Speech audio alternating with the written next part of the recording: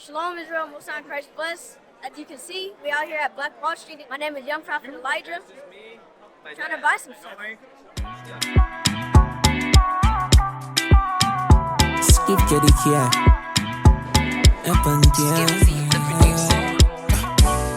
We be kingdom chasing. They tryna hold that freedom, no lie. We be kingdom chasing. They tryna hold that freedom, kingdom chasing. They tryna hold that freedom, no lie. We be kingdom chasing. They tryna hold that freedom. Curses I've seen upon me and you, signs and I wonder. Curses I've seen upon them and too, signs that I wonder. Pull up, he's showing the scripture. You honor your father, you honor your mother. God of Israel, he's the God of no other. With the Lord on our side, so they don't shut down nothing.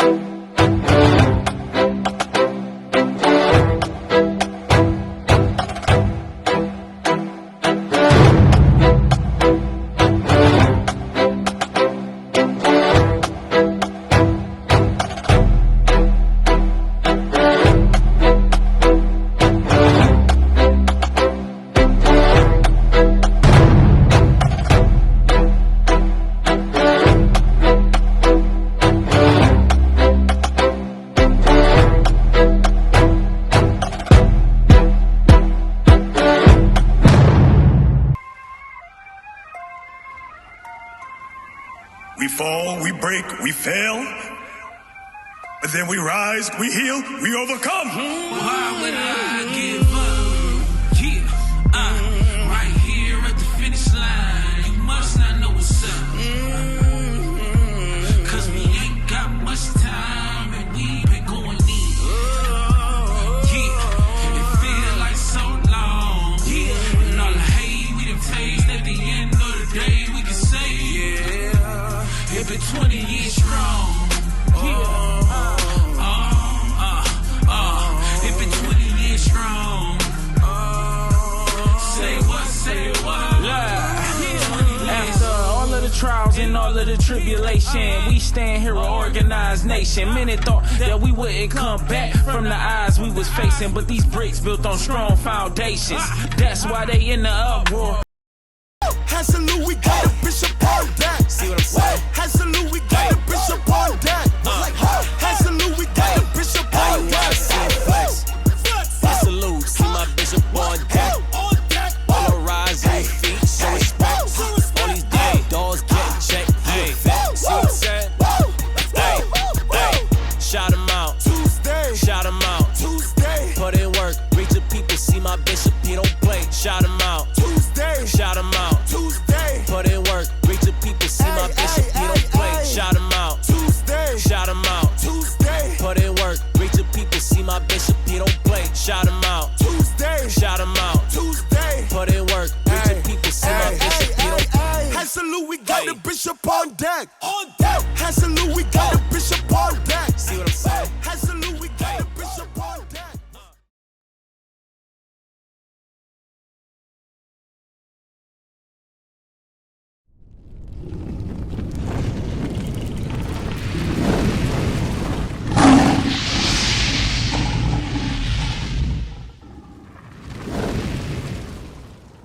Shalom, brothers, shalom, sisters. Bishop Nathaniel here. You know what day it is. That's right.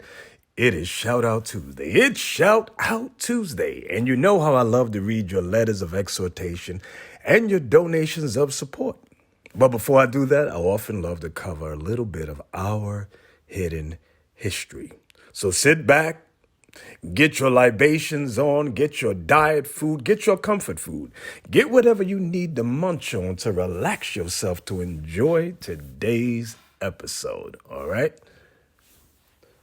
The Image of the Black and Western Art, Volume 2. This was published by Harvard. Okay. Harvard University Press in England. This book goes into heraldry, which is the coats and arms of kings, queens, knights, rulers, bishops. As you can see, these are black images during the Middle Ages. Okay? Black rulers.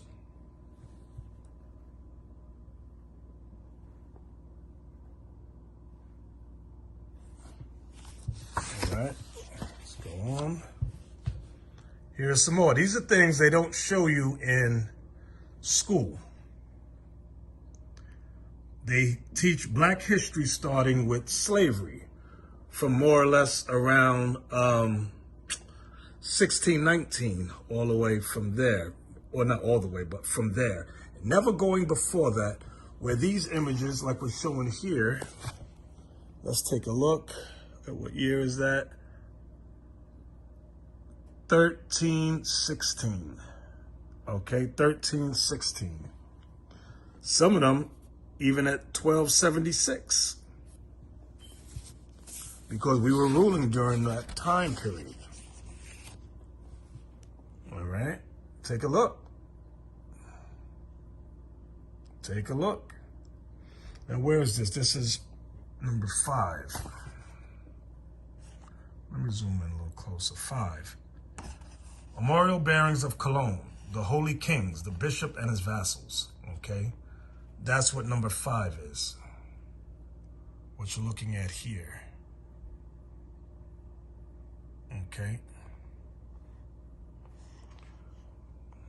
Number 6. Banners of Sardinia and Corsica associated with the arms of the King of Aragon. Let's take a look.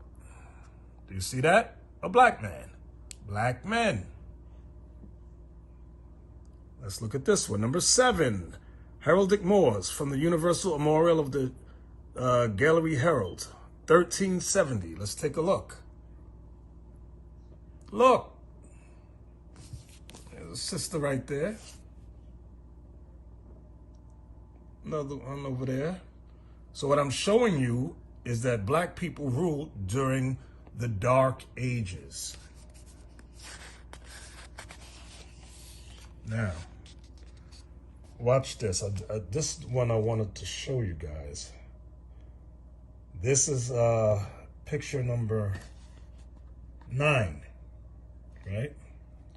Take a look. It's in black and white, but this one looks like I see Caucasian people, no color, and I see black people with bows and arrows. Black people in the castle. There's a lion attacking one of these white guys with no pigment. Now, this is picture number 9. Let's see what it says. Number 9, Wild Men and Moors Tapestry. All it says is Wild Men and Moors. Okay, y'all remember in the movie or the series on HBO called Game of Thrones, there was a group of guys or wild people called the Wildlings. This is where they got it from. Now, the colored image of this black and white, I'm going to show you it. They have it right here on the next page. And it's in color. Look. Y'all see that?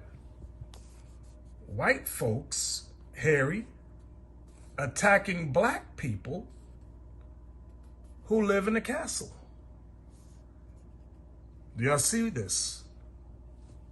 Look at the top. Black people, black people, black people, black people. Black women, black women. There's a king right there. Archers and bowmen. Do y'all see this? Do you see this? Do your children see this? We were fighting for our lives to retain our homes, our castles, because we were the rulers. And white folks attacked us. See, it's in their spirit. A lot of y'all always want to know, why do white people always attack us? It's in their spirit. From the book of time of Genesis, 25 on down, you can read about these people always attacking us. Okay? Now, what's funny about this, not even funny, it's sad. Remember, this was figure 9, right? This is painting 9? Yeah, number 9. Let me see if I can find what it says about figure 9. Let me turn the page. Figure 9.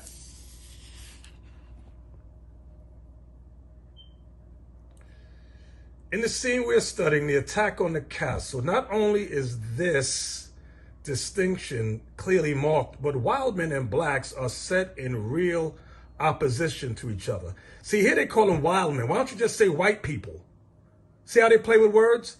The black archers who come out in front of the drawbridge are, by their clothing and their beards, are the Saracen, I mean Muslims. Type often represented in 14th century chronicles of the Crusades. Like the other defenders posted on the ramparts or at the tops of the towers, they wear a bandeau on their forehead. The total effect is that of a troop of blacks, armed, organized, urban, small of stature. You see that? It's always some negatives with us in their books. Always. Let me just jump down. 3 persons leaning out of the window of the keep.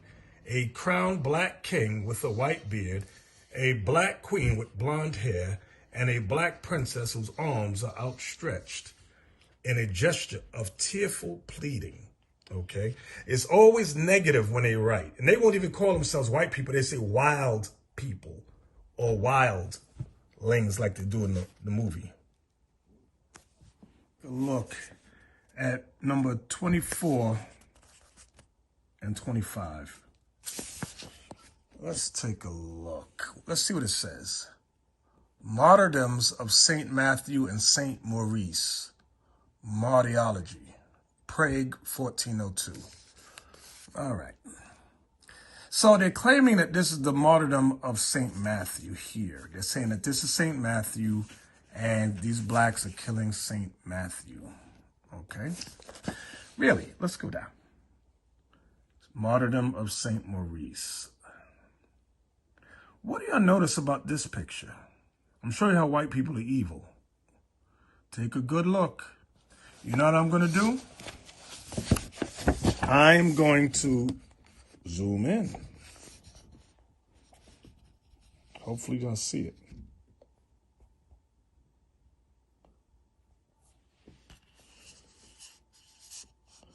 Look at his face and look at his hands. Look at his face. From what you can see, it's black. Look at his hands. The color's been taken out. This is called iconoclasm. What white folks do is go into our records and change the color of the people to benefit them. This is what they do. All right. Let me see.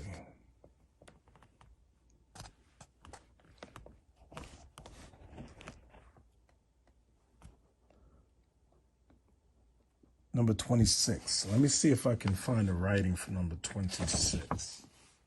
Okay, figure 26. It is natural to find repeated allusions of the glory of Alexander in the work, but surprising to meet the Queen of Sheba there. Yet there she is, splendid as never before, graceful of posture, elegantly gowned, her hair luxuriant and blonde. Now, we all know the Queen of Sheba did not have blonde hair. Okay? This white folks, they always go in and touch things up. Got to change things. That's what they do. All right. Look at this. You got the knights in the back with armor, black men.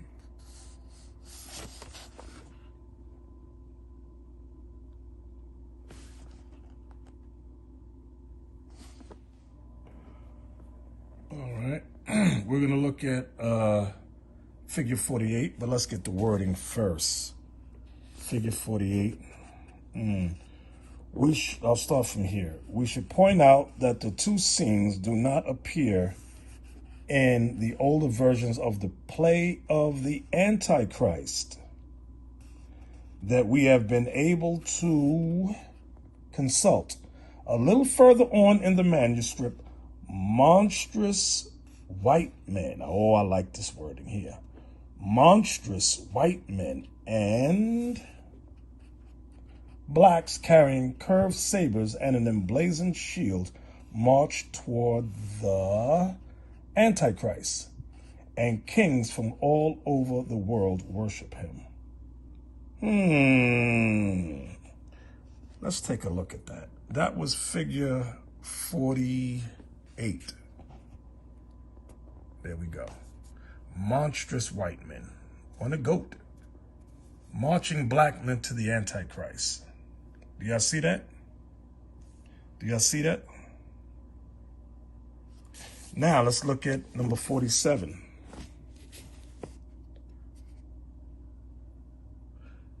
King of the Moors submitting to the Antichrist. That's figure 47. Figure 47. King of the Moors submitting to the Antichrist. That's the white man. We've been telling y'all the Antichrist is the white man for years. You Christians have a lack of faith. You don't believe nothing we tell you. Even when we show you in the scriptures. Now we're showing you with ancient archaeology. Our fathers always knew the white man is Antichrist. Okay? Always knew. Look at this. 46. Envoys of the Antichrist preaching before the kings of Libya and Ethiopia.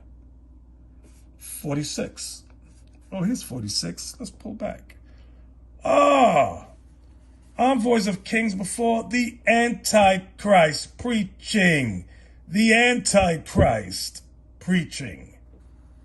Do y'all see this? Do you see this?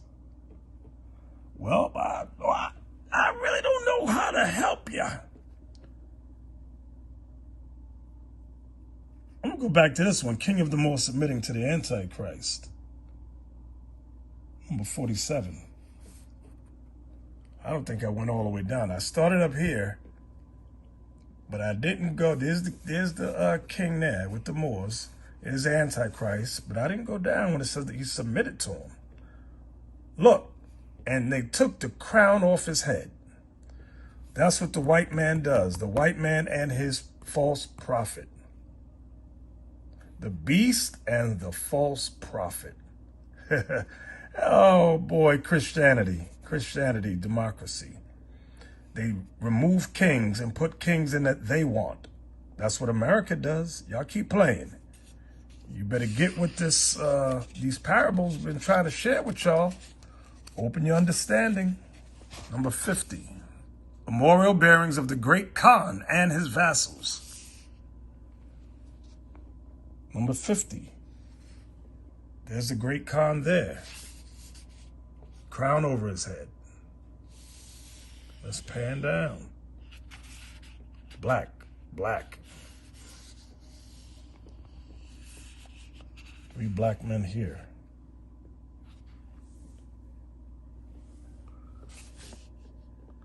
'51. Memorial bearings of the vassals of the emperor.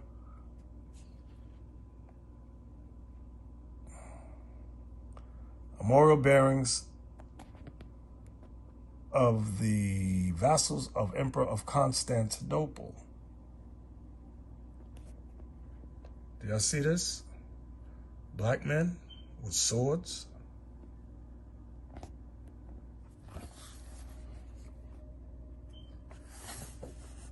We're going to look at picture, let me zoom in. We're going to look at picture 73, 74, and 75. 73 is the capture of Antioch, William of Tyre, Historia della Tierra de Ottoman.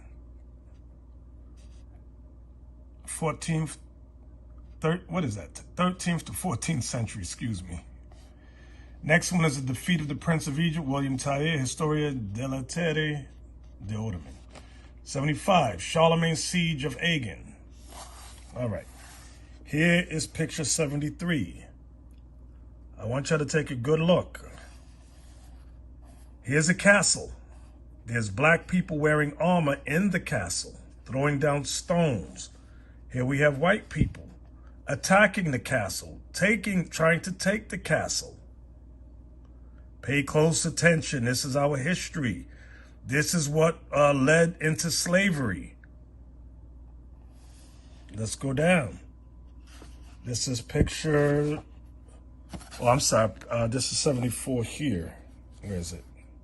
74. Take a good look. White people in armor chopping up black people that they conquered. Do y'all see that? This is our history. This is what led us into slavery, the transatlantic slave trade. This predated it. Here's 75. With Aragon leading men. Against who? Black people in a castle with bows and arrows and armor. Do y'all see that? Pay close attention. This predated slavery. After this came the slave trade. 76, capture of Damietta, Joinville. Okay, let's take a look. Pay close attention. What do you see? White people coming against black people in a castle. We told y'all we were ruling Europe for 1,000 years. Okay. 77, Crusaders fighting Saracens. These are black men. They started lightening their color, but these are black men. These are Caucasians coming against us. Look on the coats of arms. You have black heads. Okay. 170, 171. Jean de La Chapelle. Black king and serving man details. So, here you have the black king. And this is possibly the serving man, possibly.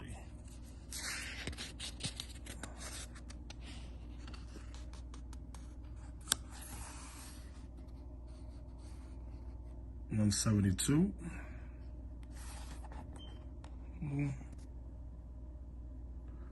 Let's go up. 172. Black king. No, and they don't give a name. Just black king. Just black king. Picture 218, memorial bearings of the Pucci family. Italy, 15th century, 17th to the 17th century. And then we're going to look at picture 219. So picture 218, we're going to look at the Pucci family. I want y'all to see this because it's not a drawing. Okay? These are etched in stone. Stone reliefs of black men ruling Europe.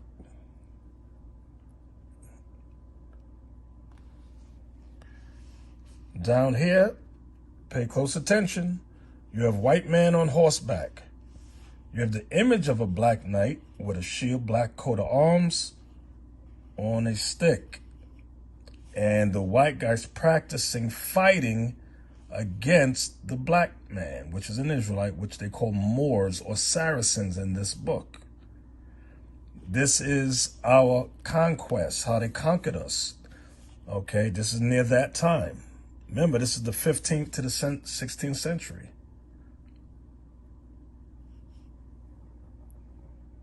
But remember, we were the rulers.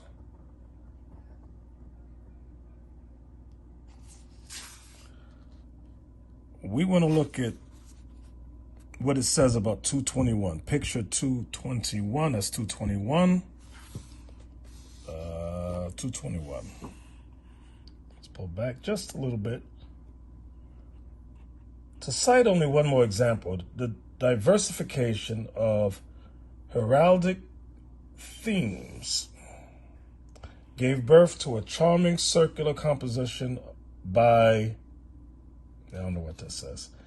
A wild man, remember I said instead of saying white man, they like to say wild man. A wild man holding two shields, one with a hare, which is a rabbit, the other with the head of a black. Wait a minute, let's take a look at that again. Look, the white man, remember the Genesis 25 said the first came out red all over like a hairy garment. This is Esau. There's the rabbit, the hare, and there's the head of the black man on the coat of arms. This is illustrating them conquering us.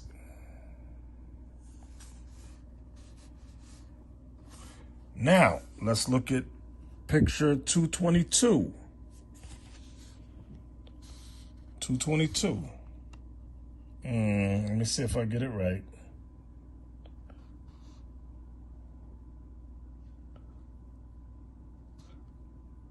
The black head adorns the shield of St. George on a silver statuette dating to 1503.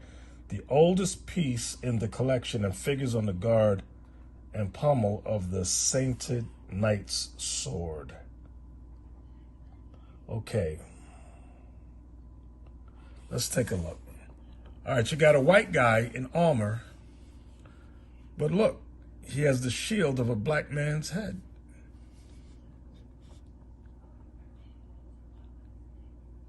And this is a dragon. You can't make this stuff up.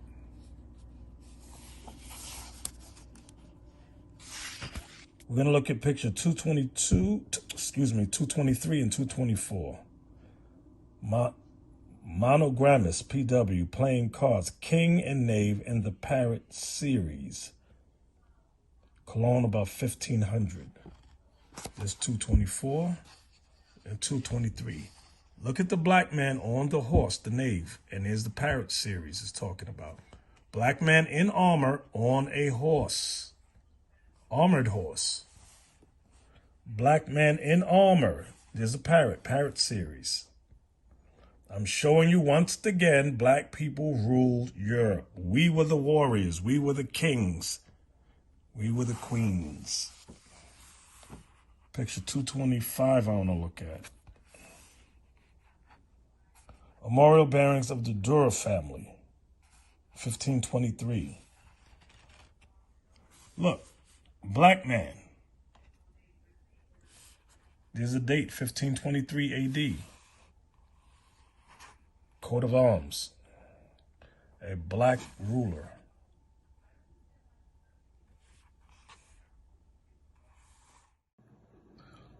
Holman Illustrated Bible Dictionary.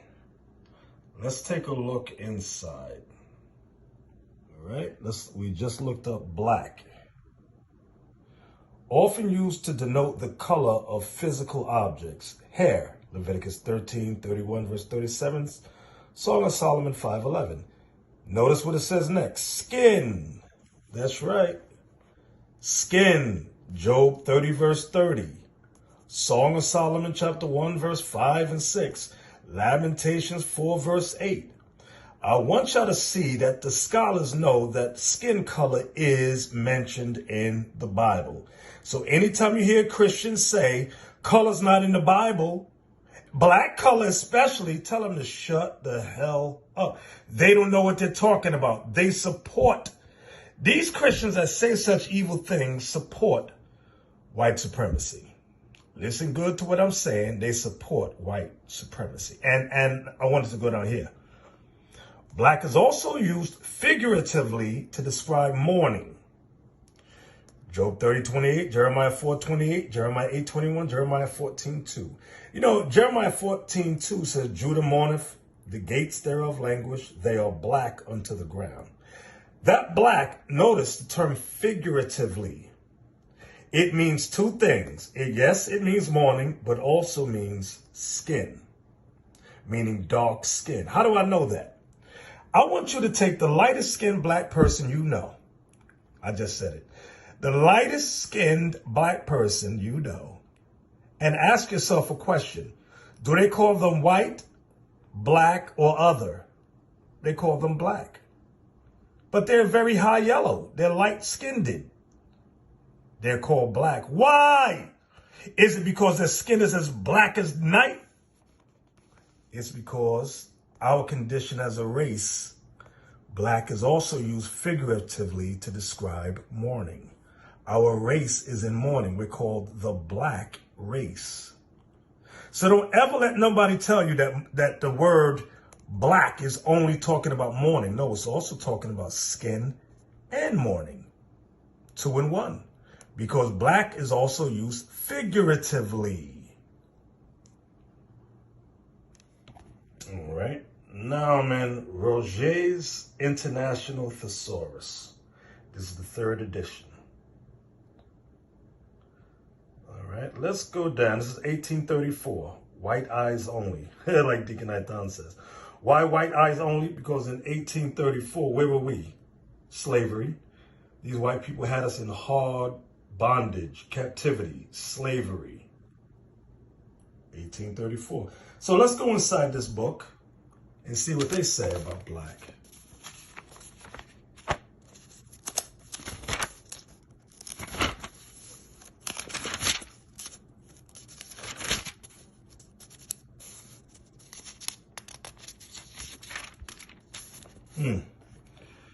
Right there. 7. Negro, colored person, black, blackamoor, Jim Crow slang, darky, Sambo, ebony, the image of God. Wait a minute. Did y'all see that? Do y'all see it? Come on. Do y'all see that? Do you see it? The image of God. What's the image of God? Negro. Do y'all see that? Number 7. Negro, colored person, black, blackamoor, Jim Crow, slang, darky, Sambo, ebony. The image of God.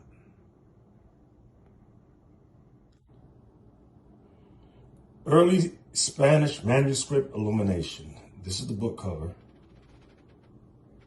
Now let's go inside the book to discuss this picture here. All right. We're going to plate 8A. Notice what it says. I highlighted it. Christ, whose darkened flesh tones now give him an almost negroid cast. Y'all see that? Let me zoom in on that. That part right there. Almost negroid cast, meaning they're trying to say he might look black, but he's not black. And a lot of Christians go with this word. See, it says almost. But listen, we ain't stupid. Let these Christians die in a lake of fire with their slave master. This is the image they're discussing. That's Christ in the center. They're the cherubims on the side and the angels around. So many times they like to say and lie and say, oh, there was a fire and that's why the skin tones got burned up. So the skin tone got burned up, but not the yellow wings, not the yellow sleeves, not the green halos, and not the background. The fire just jumped boom, boom, boom in their hands, right? And their feet. The fire just jumped on there. I tell you, Christians are evil. Evil. Thank the Lord he woke us out of that spell. I mean, Christ almost looks Negroid. He is Negroid. He's black. Look at that. That looked like a black man to me. With black hands and black feet. Here's plate 9A, 9B. The Goliath's challenge. The Philistines stood on a mountain on the one side and Israel stood on a mountain on the other side. Let's look at the Philistines and let's look at Israel. Okay, this guy's really big here. So by looking at this, I can tell this is supposed to be Goliath. Black, brown skin. These are the Philistines. Black, brown skin. And these are the Israelites. Black, brown skin. Let's zoom in on the Israelites. Do y'all see that? Do y'all see that? Black, brown skin. Here's Revelation 12:1. The great dragon with 7 heads. Let me count. 1, 2, 3, 4, 5, 6. Oh, 7's down there. 7 heads and 10 horns. And a woman clothed with the sun and the moon under her feet, and 12 stars around her head. 1, 2, wait, let me start here. 1, 2, 3, 4, 5, 6, 7, 8, 9, 10, 11, 12. 12 stars, which represent the 12 tribes of Israel. Look at the woman. That's a black woman. The great red dragon is after her. Let's go across to the angels. Look at the Lord on the throne, black. Do y'all see that? Do y'all see that? Look at the angels. Now something happens when the color changes. These people are thrown into the lake of fire. They're radically more lighter than the angels.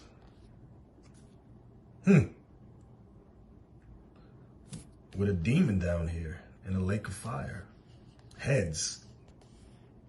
I wonder who. So again, there's God on the throne with the angels. He's giving instructions, black.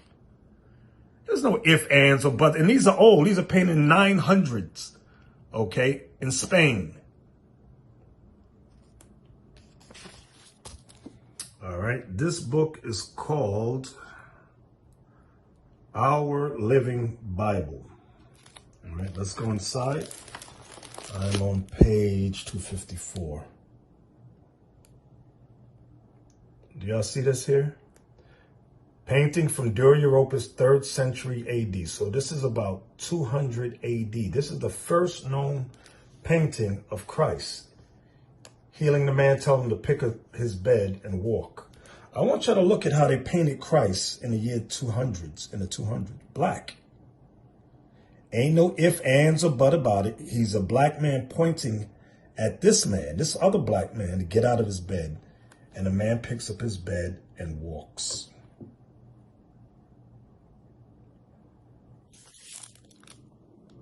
And made their lives bitter with hard service and mortar and brick. Here's a picture, a painting of the Israelites in captivity in Egypt. Painting from the tomb of Rekhmir, 15th century BC, before Christ. Everybody's black. The Israelites doing the hard labor are black. Here's one of Joseph.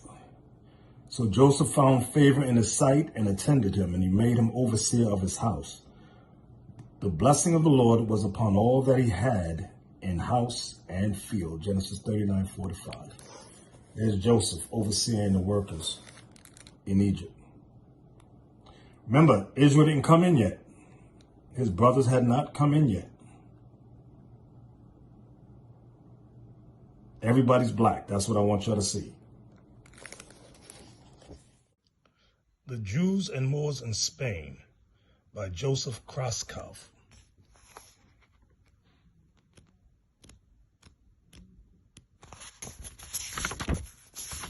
On the 2nd day of January, 1481, the Inquisition commenced operation in the city of Seville, that's Spain, with Thomas de Torquemada as Inquisitor General of Castile and Aragon.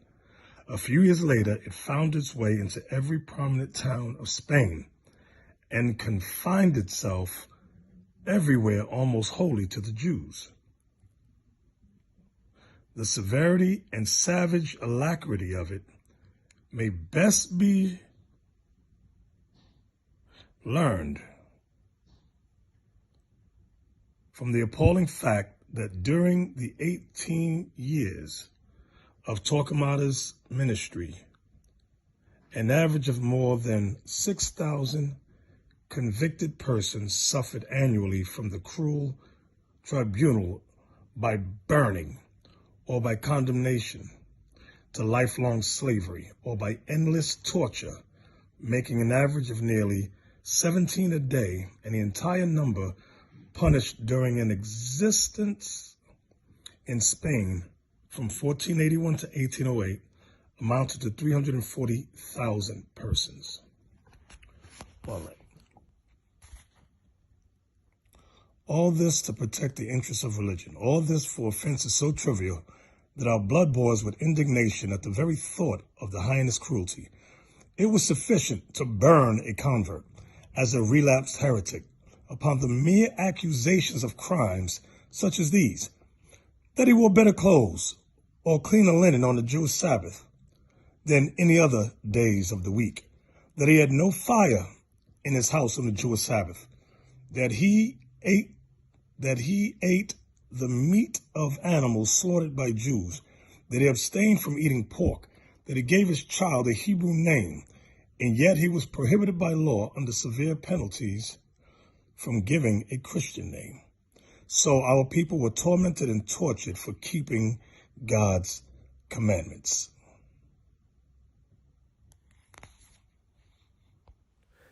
Now that was some good stuff, brothers and sisters, if I do say so myself. Excuse me. That was some good stuff. Y'all know I have no love. None of us actually have any love for the Roman Catholic Church. You remember the Christian Catholic Church instituted the transatlantic slave trade in 1441 under Pope Nicholas V, followed by Pope Alexander VI, them two, and those insidious papal bulls. But regardless of that history, I'm going to show you what the Southern Poverty Law Center and the FBI are doing with the Roman Catholic Church. But the point of the clip is, if they're doing this, what you're about to see to the Roman Catholic Church, imagine what they're doing among Israelite congregations. All right? So sit back, watch, listen closely, and I'll be back with my biblical commentary. All right?